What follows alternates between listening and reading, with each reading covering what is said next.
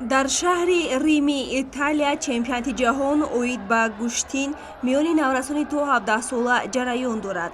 Дар вазни 80 килои гӯштини тарзи озод Муҳаммадамин Абдуллоев аз кишвари мо намояндагӣ кард.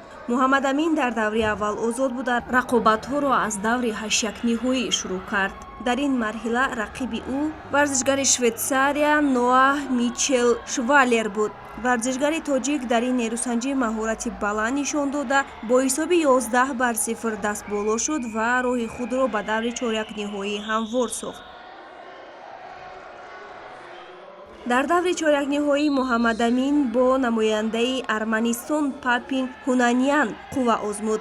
аз аввали рақобат бартарии Муҳаммадамин эҳсос мешуд. ӯ бо якбоварӣ ба майдон баромада тавонист бо иҷрои усулҳои гуногун имтиёзҳои заруриро ба даст биёраду бо ҳисоби 12-2 ғолиб шавад. ҳамин тариқ Муҳаммадамин Абдуллоев ба марҳилаи нимниҳоӣ баромада, дар ин давр бо варзишгари Эрон Ризо Камол Сулаймониён рақобат мекунад. ҷараёни рақобатҳои даври ниҳоии чемпионати ҷаҳон оид ба гӯштинро шумо метавонед шоми имрӯз мустақиман дар телевизиони варзиш тамошо намоед.